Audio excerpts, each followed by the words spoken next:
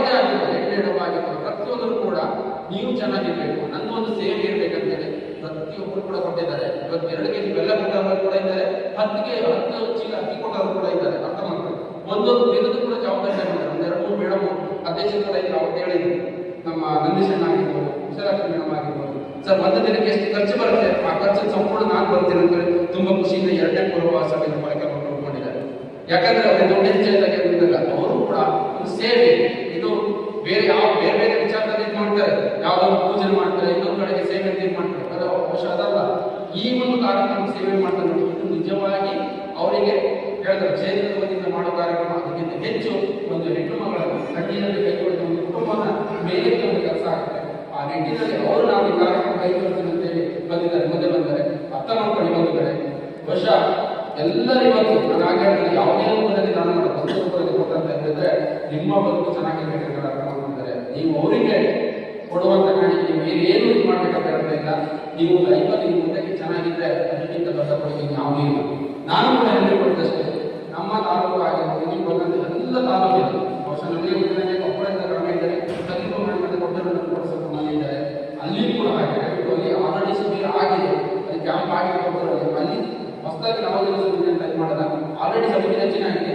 ಎಲ್ಲಿ ಹತ್ತಿರದಲ್ಲಿ ನಿಮ್ಮಲ್ಲಿ ಪಿ.ಒ ಮೇಡಮ್ ಆಗಿರ್ಬೋದು, ಅಲ್ಲಿ ಸಂಬಂಧಪಟ್ಟ ಮೇಲಿನ ನಂಬರ್ ಹೋಗ್ತೀವಿ, ಅವರೆಲ್ಲ ಹೊಂದಾಣಿಕೆ ಮಾಡಿಕೊಂಡು ದಯವಿಟ್ಟು ಅದಕ್ಕೆ ಮೀಟಿಂಗ್ ಹೋಗಿ ಚೆನ್ನಾಗಿದೆ ಅಂತ ನಿಮ್ಮಲ್ಲಿ ಮತ್ತೊಮ್ಮೆ ನಾನು ವಿನಂತಿ ಮಾಡ್ತೀನಿ. ಬಹುಶಃ ಈ ಒಂದು ಶಿಬಿರದ ನಾಳೆ ಕೊನೆಯ ದಿನ ಕಾರ್ಯಕ್ರಮ ಬಗ್ಗೆ ಕೂಡ ಸರ್ ಹೇಳ್ತಾರೆ ಯಾವ ರೀತಿ ಆಗುತ್ತೆ. ನಿನ್ನೆ ಕೂಡ ಸಂಜೆ ಹೇಳಿದ್ದಾರೆ, ನಿಮ್ಮ ಮನೆಯವರು ನಾಳೆ ಬೆಳಿಗ್ಗೆ ಎಷ್ಟು ಗಂಟೆಗೆ ಬರಬೇಕು, ವೈಟ್ ಅಂಡ್ ವೈಟ್ ಡ್ರೆಸ್ ಮತ್ತೆ ನಾವೆಲ್ಲರೂ ಕೂಡ ಈಗಾಗಲೇ ನಮ್ಮ ಜವಾಬ್ದಾರಿ ಕೊಟ್ಟು ಬೆಳಿಗ್ಗೆ ಈಗ ಕೆಳಗಡೆ ಎಲ್ಲ ಮನೆಯಲ್ಲಿ ಕಾಲ್ ಮಾಡಿದ್ದಾರೆ. ಆದರೂ ಕೂಡ ನೀವೆಲ್ಲರೂ ಕೂಡ ಮನೆಯಲ್ಲಿ ಗಮನಿಸಿದ್ದೀರಿ, 3 ದಿನ ಕಂಪ್ಲೀಟ್ ಬದಲಾವಣೆ ಆಗಿದೆ. ಫಸ್ಟ್ ಡೇ ಬಂದಾಗಲೇ ನಮ್ಗೆ ಸ್ವಲ್ಪ ತ್ರಾಸ ಆಗ್ತದೆ. 2-3 ಜನ ನಮ್ಮ ಕೊಪ್ಪಳದ ಅಧ್ಯಕ್ಷರ ಮನೆಯ ನಾಗರಾಜ್ ಹೇಗಿದ್ದಾರೆ, ನಾಗರಾಜ್ ಅಂಬೇಡ್ಕರ್ ಈಗ ಇದ್ದಾರೆ. ನಾಗಣ್ಣವರ ಯಾಕಂದ್ರೆ ಈಗ ವಿಷಯ ನೋಡ್ಲಿಕ್ಕೆ ಹೋದ್ರೆ ನಾನು ಅನ್ಕೊಂಡೆ 2-3 ಜನ ಮೇಡಮ್ ಫೋನ್ ಮಾಡಿ ಶಿಕ್ಷಕರಿಗೆ ಫೋನ್ ಮಾಡಿದ್ರು, ಸರ್ ಇವರು ತುಂಬಾ ಸಮಸ್ಯೆ ಮಾಡ್ತಿದ್ದಾರೆ ಮತ್ತೆ ಅವರು ಬೇರೆ ಕಳಿಸಿಕೊಡು ಅಂತ ಹೇಳಿದ್ರು.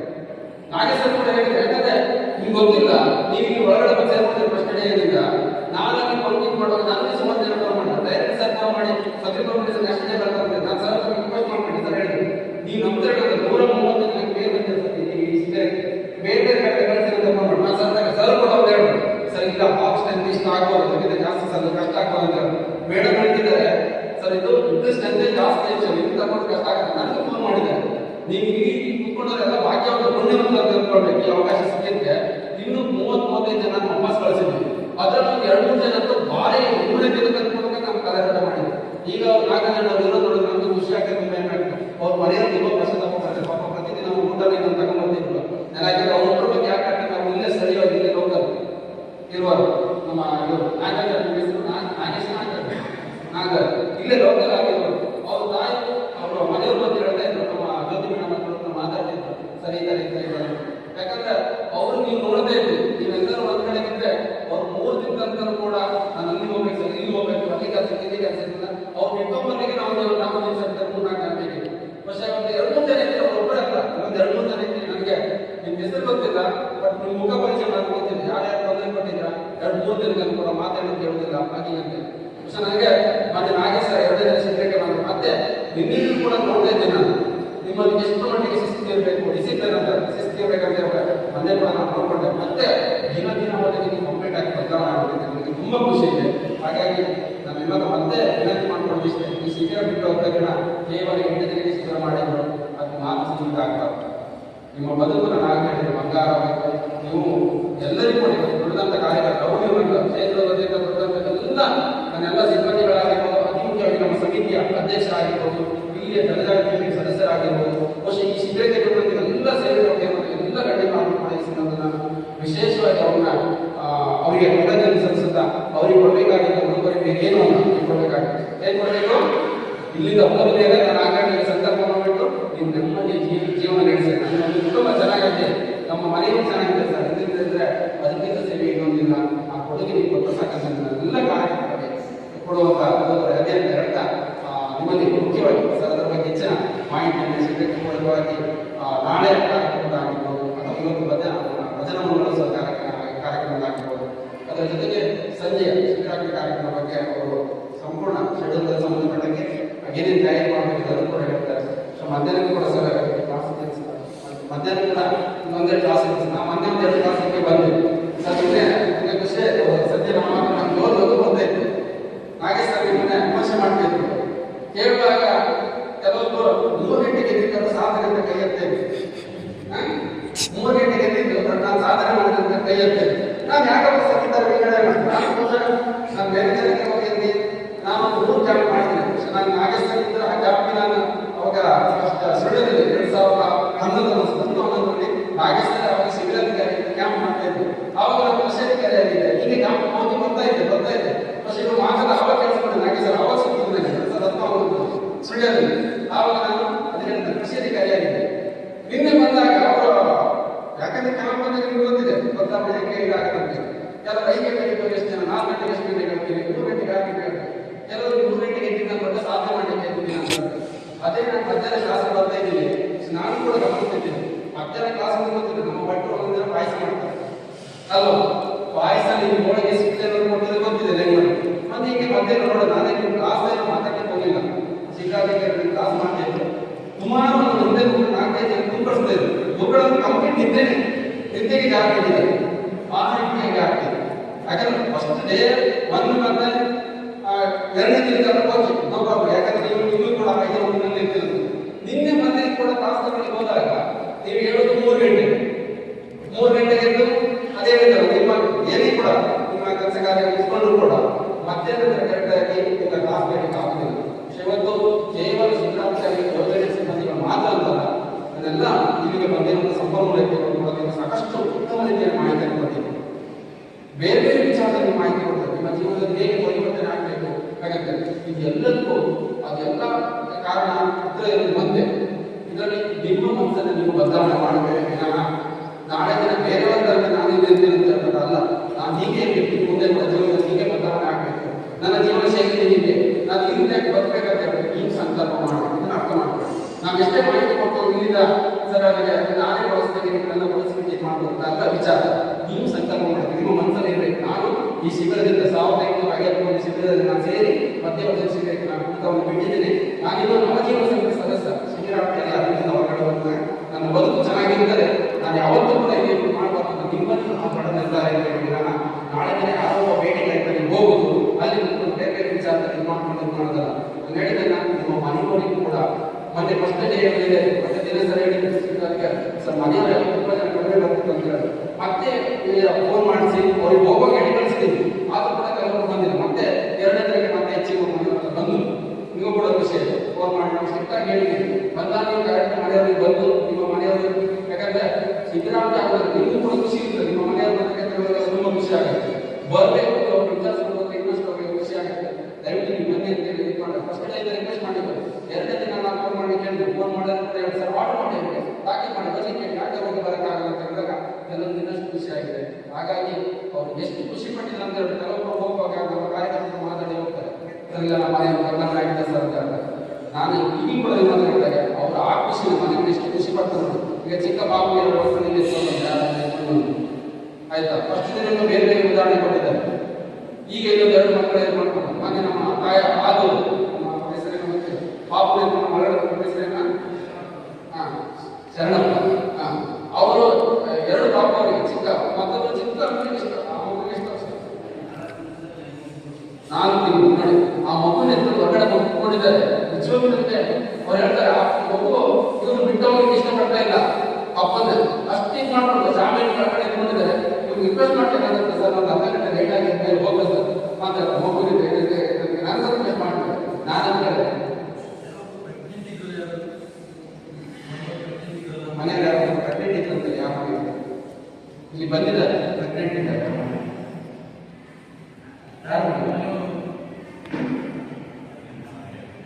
ಓಕೆ.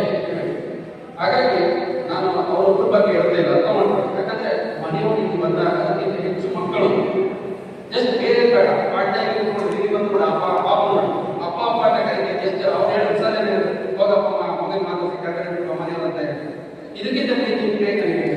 ಖಂಡಿತವಾಗಿ ಮಕ್ಕಳು ನಿಮಗೆ ಎಷ್ಟು ಪ್ರೀತಿ ಮಾಡ್ತಾರೆ ಅಂತ ಹೇಳಿ ನಿಮ್ಮ ಹೊರಗಡೆ ಇನ್ನೂ ಚೆನ್ನಾಗಿದೆ. ನಿಮ್ಮ ಮನೆಯವರು ಎಷ್ಟು ನಿಮ್ಮನ್ನು ಅಷ್ಟು ಲೈಕ್ ಮಾಡ್ತಾರೆ ಅದಕ್ಕೆ ಹೆಚ್ಚು ಮಕ್ಕಳು ರೈತರಿಗೆ ಸಿಗುತ್ತೆ. ಹಾಗಾಗಿ ಮುಂದೆಗೂ ಕೂಡ ನಮ್ಮ ಜೀವನ ಉತ್ತರೋತ್ತರ ಯಶಸ್ಸಿನೊಂದಿಗೆ ಇನ್ನಷ್ಟು ಉಜ್ವಲವಾಗಿ ಬೆಳೆದರೆ ಅಂತ ಹೇಳ್ತಾ ಮುಖ್ಯವಾಗಿ ನಾನು ಬೇರೆ ವಿಚಾರ ಮಾಹಿತಿ ಕೊಡಲಿಕ್ಕೆ ನಾನು ಆಗ ಹೇಳಿದಂಗೆ ಮನೆಯಲ್ಲಿ ಕೂಡ ನಮ್ಮ ರಿಕ್ವೆಸ್ಟ್ ಮಾಡೋದಿಷ್ಟೇ, ಈ ಶಿಬಿರ ನಡೀಲಿಕ್ಕೆ ಎಲ್ಲ ನಮ್ಮ ಹಿರಿಯ ಅಧಿಕಾರಿಗಳು, ಅದೇ ರೀತಿ ನಮ್ಮ ಜನಜಾಗೃತಿಯ ಟೀಮ್ ಅಂತ ಹೇಳಿದ್ರೆ ಜನಜಾಗೃತಿಯಲ್ಲಿ ನಾವು ಎಲ್ಲ ಆಯೋಜನೆ ಮಾಡ್ಬೋದು. ಆ ಕಡೆ ಸಂಪನ್ಮೂಲ ಶಿಬಿರಾರ್ಥಿಗಳ ಆಯ್ಕೆಯನ್ನು ನಾವು ಮೀಟಿಂಗ್ ಹೇಗೆ ಮಾಡೋದು ಎಲ್ಲ ತಯಾರಿ ಮಾಡ್ಬೋದು.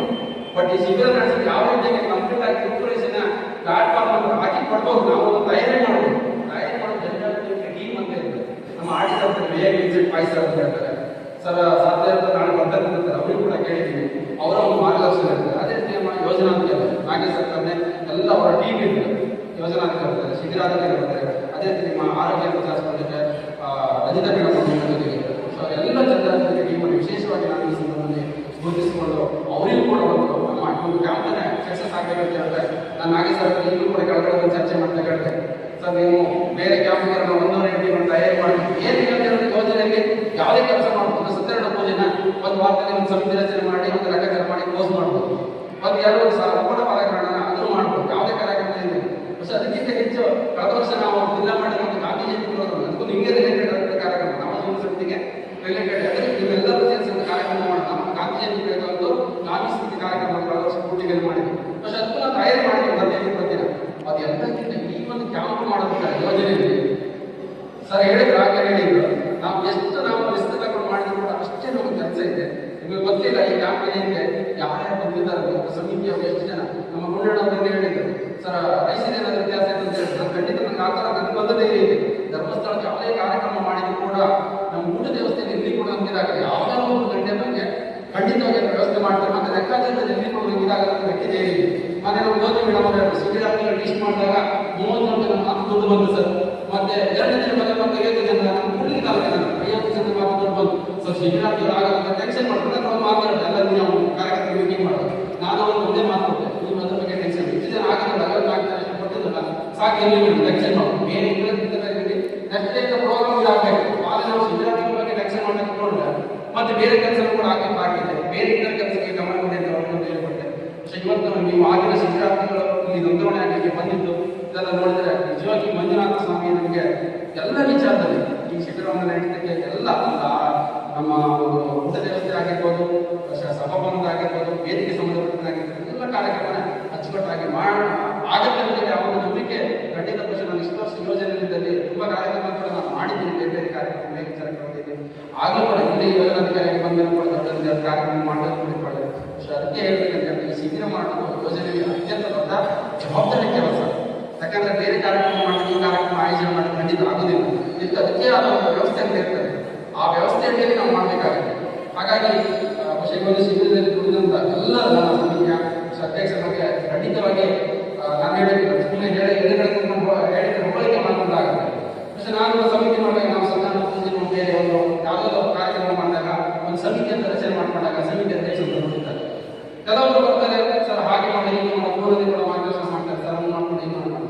പക്ഷെ ಇವತ್ತು 2 ಸಲ ಒಪ್ಕೊಂಡಿದ್ರು. ಫಸ್ಟ್ ದಿನ ಹೋಗಿದ್ದಾಗ ಅವರು ಸಮಾಜ ಸೇವೆ ಜೊತೆಗೆ ಅವರೊಂದು ಒಕ್ಕೂಟದಲ್ಲಿ ಕೂಡ ಇದ್ದಾರೆ ಸರ್. ಅವ್ರ ಮೆಸೇಜ್ ಅವರ ಬೇರೆ ಮೆಸೇಜ್ ಅವ್ರೊಂದು ಯಾವುದೊಂದು ಮೀಟಿಂಗ್ ಇತ್ತು ಇಲ್ಲಿ ಆ ಮೀಟಿಂಗಿಂದ ಮೆಸೇಜ್ ಹಾಕಿದ್ರು ಸರ್ ನನಗೆ ಒಂದು ಸ್ವಲ್ಪ ಲೇಟ್ ಆಗಿ ಬರಲಿಲ್ಲ ಅಂತ ಹೇಳಿ ಸರ್ ನಿಮ್ಮ ಅಧ್ಯಕ್ಷರು ಬಂದೇಬೇಕು ನಾನು ಮೀಟಿಂಗ್ ಮಾಡಿ ನನ್ನೂ ಕೂಡ ತುಂಬ ಖುಷಿ ಆಯ್ತು. ಮತ್ತು ಆ ಮೀಟಿಂಗಿನ ಡಿಪಾರ್ಟ್ಮೆಂಟ್ ನಾವು 2ನೇ ಪ್ರೊಫೆಸರ್ ಕೂಡ ನಮ್ಮ ಟೈಮಿಗೆ ಬಂದು ಅಧ್ಯಕ್ಷರಿಗೆ ಬಂದಾಗ ಸ್ಟಾರ್ಟ್ ಮಾಡೋಣ.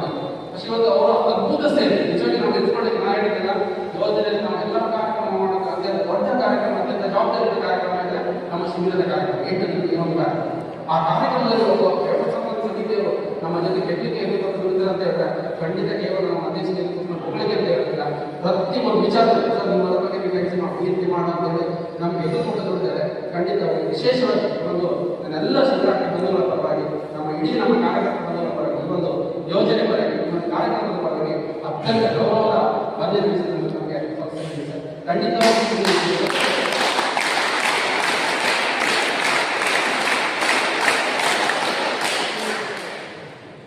ಇದರ ಜೊತೆಗೆ ನಾನು ಆಗ ಹೇಳಿದಂಗೆ ಎಲ್ಲ ನಾನು ಪದೇ 3 ಸಾರಿ ಹೇಳಿದೆ ಈ ಮಾತನ್ನ ಯಾಕೆ ಹೇಳ್ತೀನಿ ಕಳಿಸ್ಕೊಳ್ಳಿ. ಮತ್ತು ನಾನು ಒಬ್ಬನೇ ಸರ್ ಹೇಳ್ತೇನೆ ಸಂತೋಷ ನಾನು ಒಬ್ಬನೇ ಕೊಟ್ಟಿಲ್ಲ ಗೊತ್ತಿರಬೇಕು. ಪ್ರತಿಯೊಂದು ಒಂದು ಇದು ಕೂಡ ನನ್ನ ಕಾರ್ಯಕರ್ತರಿದ್ದಾರೆ ಇದ್ರ ಜೊತೆ ನನ್ನ ಮೇಲ್ವಿಚಾರಕರಾಗಿರ್ಬೋದು, ಸೇವಕರಾಗಿರ್ಬೋದು, CSಗೆ ಸಂಬಂಧಪಟ್ಟ PL ಕೂಡ ಸ್ವಲ್ಪ ಜನ ಲೋಕದಲ್ಲಿ ನಮಗೆ ಸಹಾಯ ಮಾಡಿದ್ದಾರೆ. ಎಲ್ಲ ಈ ಕಾರ್ಯಕರ್ತರ ಪಡೆ ನಮಗೆ ಸಹಕಾರ ಮಾಡಿದ್ದಾರೆ. ಮುಖ್ಯವಾಗಿ ಅದರ ಜೊತೆಯಲ್ಲಿ ನಮ್ಮ ಜನಪ್ರತಿನಿಧಿಗಳು, ನಾನು ಆಗ ಹೇಳಿದಾಗ ಸಮಿತಿ ರಚನೆ ಮಾಡಿದಾಗ ನಾನು ಅಷ್ಟು ಕೊಟ್ಟು ಇಷ್ಟು ಕೈಯಾಗ ಕೊಟ್ಟರು ಮಾತ್ರ ಇದು ಮಾಡ್ತಾ ಇಲ್ಲ, ಫೋನಲ್ಲಿ ಕೂಡ ನಮ್ಮ ಮಾರ್ಗದರ್ಶನ ಮಾಡಿದ್ರು. ಸರಿ ಈ ಥರ ಮಾಡೋಣ, ನಾವು ನಿಮ್ಮಿಂದ ಇದ್ದೀವಿ ಅಂತ ಹೇಳಿ ಮಾಡ್ತಾರೆ. ಅವರೆಲ್ಲರೂ ಕೂಡ ವಿಶೇಷವಾಗಿ ನೆನಪಿಸ್ಕೊಳ್ತೀನಿ. ಈ ಶಿಬಿರದ ಯಶಸ್ಸಿಗೆ ಅವರು ಕೂಡ ಕಾರಣಕರ್ತರಾಗಿದ್ದಾರೆ. ನನ್ನ ಕಾರ್ಯಕರ್ತರಿಗೆ ಮತ್ತು ಅದೇ ರೀತಿ ನನ್ನೆಲ್ಲ ಶಿಬಿರದ ಗೌರವ ಅಧ್ಯಕ್ಷರಾಗಿರ್ಬೋದು, ಉಪಾಧ್ಯಕ್ಷರಾಗಿರ್ಬೋದು, ಕ್ಯಾಂಪ್ ಆಗಿದ ತಕ್ಷಣ ಕೂಡ ನಾನು ಆಗಿರೋದಕ್ಕೆ ನಾಳೆ ದಿನ ಮಧ್ಯಾಹ್ನ ಒಳಗಡೆ ಕ್ಯಾಂಪ್ ಮುಗಿತದೆ.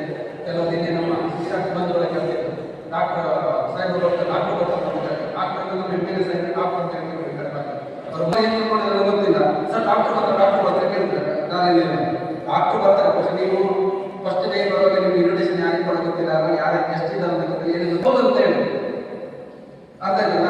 ಹಾಗಾಗಿ ನಾಳೆ ಕೂಡ ನಮ್ಮ MLA ಸಾಹೇಬ್ ಬರ್ತಾರೆ, MP ಸಾಹೇಬ್ ಈಗಾಗಲೇ ಬರ್ತೀನಿ ಅಂತ ಹೇಳಿ ಎಲ್ಲ ಜನಪ್ರತಿನಿಧಿಗಳು ಅವರಲ್ಲಿ ಕೂಡ ಅವರು ಬಂದಾಗಲೂ ಕೂಡ ಈ ಶಿಬಿರದ ಬಗ್ಗೆ ನೀವು ಏನೇ ಇದು ಮಾಡ್ಕೊಳ್ಬೇಡಿ ಮಾಡಿ. ಸೊ ನಾಳೆ ದಿನ ಈ ಶಿಬಿರದಿಂದ ಹೋಗುವಾಗ ಆಗಾಗ ಒಂದು ಸಂಕಲ್ಪ ಮಾಡಿಕೊಂಡು ಮುಂದೆ ಕೂಡ ನಿಮ್ಮ ಜೀವನ ಇನ್ನಷ್ಟು ಯಶಸ್ಸಿನ ಬೆಳಗ್ಗೆ ಅಂತ ಹೇಳ್ತಾ ಸ್ವಾಮಿಯಲ್ಲಿ ವಿಶೇಷವಾಗಿ ಪ್ರಾರ್ಥನೆ ಮಾಡಿಕೊಂಡು ಈ ಶಿಬಿರಕ್ಕೆ ಕುರಿತಂತೆ ಎಲ್ಲ ಟೀಮನ್ನು ಮತ್ತೊಮ್ಮೆ ತಗೊಂಡು ಇಷ್ಟೊತ್ತು ನಿಮಗೆ ಮಾಹಿತಿಯನ್ನು ಕೊಡ್ತಿದ್ದೀನಿ. ಅಥವಾ ನಿಮ್ಗೆ ಏನಾದರೂ ಅಥವಾ ಈ ತಾಲೂಕಿನ ವ್ಯವಸ್ಥೆಗಳ ಅಥವಾ ಏನಾದರೂ ಸಣ್ಣ ಪುಟ್ಟ ಲೋಪದೋಷ ಆಗ್ತಿದ್ರೆ ಖಂಡಿತ ನನ್ನ ಗಮನಕ್ಕೆ ತಂದೆ. ಅದರಲ್ಲಿ ಏನು ಹೆಚ್ಚು ಮರ ಇಲ್ಲ, ಅರ್ಥ ಆಯ್ತಲ್ಲ. ಯಾಕಂದ್ರೆ ನಾನು ನನ್ನದು ಅನ್ಕೊಂಡಾಗ ಚೆನ್ನಾಗಿ ವ್ಯವಸ್ಥೆ ಆಗಿದೆ ಎಲ್ಲ ಇದೆ. ಯಾಕಂದ್ರೆ ಇಷ್ಟು ಜನ ಇರುವಾಗ ಈ ಹಾಲ್ ವ್ಯವಸ್ಥೆಯಲ್ಲಿ ನಾವು ಮಾಡಬೇಕಂತಂದ್ರೆ ಖಂಡಿತ ನಮಗೂ ಕೂಡ ಒಂದು ಚಾಲೆಂಜ್. ನಾವು ಊಟದ ವ್ಯವಸ್ಥೆ ಆಗಿರ್ಬೋದು, ಎಲ್ಲ ವ್ಯವಸ್ಥೆನೇ ಒಂದು ಹಂತಕ್ಕೆ ಮಾಡಿದ್ದೀವಿ ಅಂತ ಬೆಳಿಗ್ಗೆ ಒಂದು ಸಾಲಕ್ಕೆ ಸ್ವಲ್ಪ ಬಾತ್ರೂಮ್ ಕಡಿಮೆ ಸಹಿತ ಆದರೂ ಕೂಡ ಬಟ್ಟೆ ತಗೊಂಡಿಗೆ ಬಟ್ಟದೇ ಸರ್, ನಾನು ಬೇರೆ ಅಡುಗೆ ಬಟ್ಟೆ ಥರ ಅಡುಗೆ ಕೆಲಸ ಮಾಡ್ಕೊಂಡಿದ್ರು ಕೂಡ ನಾನು ಒಬ್ಬ ಅವರು ಕೂಡ ಕೆಲಸ ಮಾಡುವವರು ಕುಡಿತ ಬಿಟ್ಟು ನವಜೀವನ ಸದಸ್ಯರಾಗಿ 8-9 ವರ್ಷದಿಂದ ಇದೇ ಥರ ಕ್ಯಾಂಪ್ಗಳಿಗೆ ಮಾಡಿಕೊಂಡಿದ್ದಾರೆ. ಜಗದೀಶ್ ಭಟ್ ನೆನ್ಪಿಟ್ಕೊಳ್ಳಿ. ಅವ್ರ ಜೊತೆ ಇನ್ನೊಬ್ಬರು ಜಗದೀಶ್ ಅಂತ ಇದ್ದಾರೆ, ಅವರು ಕೂಡ ನವಜೀವನ ಸದಸ್ಯರು. ನಿಮ್ಮ ತರಗಂತಕ್ಕಂಥದ್ದೇ ಹೆವಿ ಡ್ರಿಂಕರ್ ಅಂತ ಹೇಳ್ತಾರೆ, ನಾನು ಗೊತ್ತಾಗ್ತಾ ಸರ್ ನಮ್ಮದು ಅಂತ ಹೇಳ್ತಾರೆ. ಅವರು ಕೂಡ ಅಡುಗೆ ಬಟ್ಟೆ ಇನ್ನೊಬ್ಬರು ಕೆಲಸ ಮಾಡ್ತಾರೆ, ಅವರು ಕೂಡ ನವಜೀವನ ಸದಸ್ಯರು. ಅರ್ಥ ಮಾಡ್ತಾರೆ. ಅವ್ರು ಹೇಳ್ತಾರೆ ಬೆಳಿಗ್ಗೆ ಬಾತ್ರೂಮ್ ಬರ್ತೇನೆ ಅಂದ್ಕೊಂಡು ನಾನು ಇದನ್ನು ಸಮಸ್ಯೆ ಮಾಡ್ಕೊಳ್ತೇನೆ ಸರ್, ಅವ್ರು ಕೆಳಗಡೆ ಬಂದು ಸ್ನಾನ ಮಾಡಿ ಅವಕಾಶ ಮಾಡಿಕೊಡ್ತೀನಿ ಸರ್ ಅಂತ ಹೇಳ್ತಾರೆ. ಹೌದಾ, ಕೆಳಗಡೆ ಸ್ನಾನ ಮಾಡಿ ನನಗೆ ಮಾತಾಡೋಕ್ಕೆ ಅವಕಾಶ ಮಾಡಿಕೊಟ್ಟ ಈ ಒಂದು ಕಾರ್ಯಕ್ರಮದಲ್ಲಿ ಬರ್ತಿರುವಂಥ ಕೊಪ್ಪಳ ಪ್ರಾದೇಶಿಕ ಅವರಿಂದ ಯೋಜನಾ ಅಧಿಕಾರಿ ನಾಗೇಶನಾಗಿರ್ಬೋದು, ನಮ್ಮ ಸಮಿತಿಯ ಅಧ್ಯಕ್ಷನಾಗಿರ್ಬೋದು, ಇಲ್ಲಿ ನನ್ನೆಲ್ಲ ಕಾರ್ಯಕರ್ತನಾಗಿರ್ಬೋದು, ನಿಮ್ಮ ರಂಜಿತ ಮೇಡಮ್ನಾಗಿರ್ಬೋದು, ಮೇಲ್ವಿಚಾರಕರಾಗಿರ್ಬೋದು, ಇನ್ನೆಲ್ಲ ವಿಶೇಷವಾಗಿ ಒಂದು ಕಾರ್ಯಕ್ರಮದಲ್ಲಿ ಗೌರವಿಸಿ ಗುರುತಿಸಿಕೊಂಡು ನಮ್ಮ ಮಾತಿಗೆ ಪೂರ್ಣ ಎಲ್ಲರಿಗೂ